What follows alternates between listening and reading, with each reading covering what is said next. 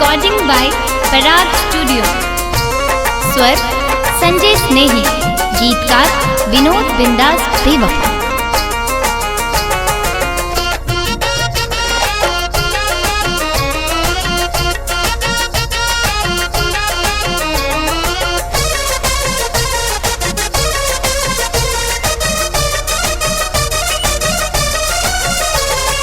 असरा लगल बाटे कहिया तू देबू, कहिया तू देबू। असरा लगल बाटे कहिया तू देबू, कहिया तू देबू। बैगन में से काम गोरी कब तक चलेबू, बैगन में से काम गोरी कब तक चलेबू।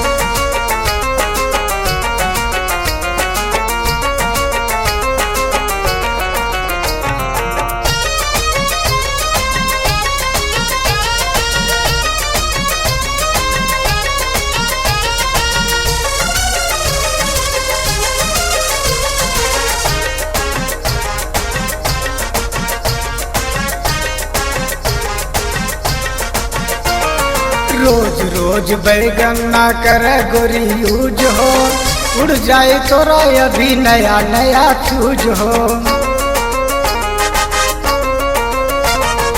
रोज रोज बैगन ना कर गोरी यूज हो, उड़ जाए तोरा अभी नया नया फ्यूज हो।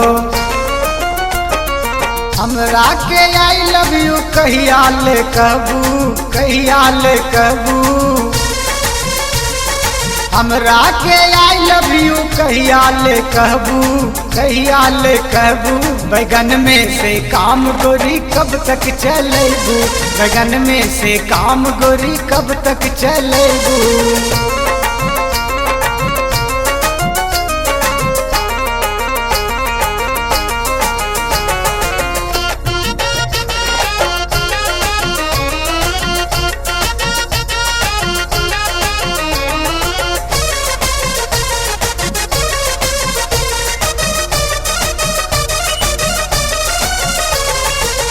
जानेला गोरी बैगन बड़ी होला बातर हो, ज्यादा जे खैबू तो हो जैबू पातर हो।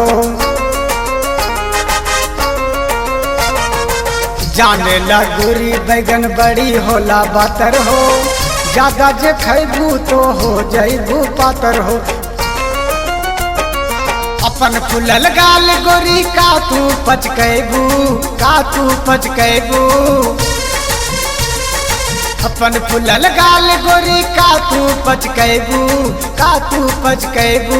बैगन में से काम गोरी कब तक चलेबू, बैगन में से काम गोरी कब तक चलेबू।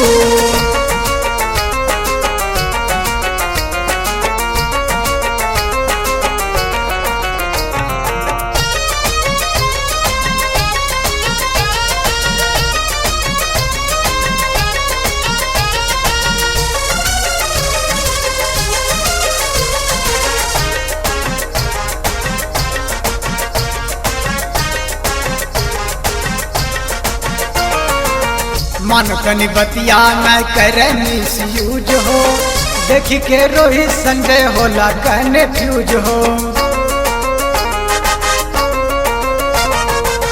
मन तनी बतिया न करे मिस यूज हो, देख के विनोद पप्पू होला कहने फ्यूज हो। हमर कच्चा केला गोरी कबले तू खैबू, कबले तू खैबू। हमर कच्चा केला गोरी कबले तू खैबू, कबले तू खैबू। बैगन माँ से काम गोरी कब तक चलेबू, बैगन माँ से काम गोरी कब तक चलेबू। असरा लगल बाटे कहिया तू देबू, कहिया तू देबू। बैगन में से काम गोरी कब तक चलेबू, बैगन में से काम गोरी कब तक चलेबू।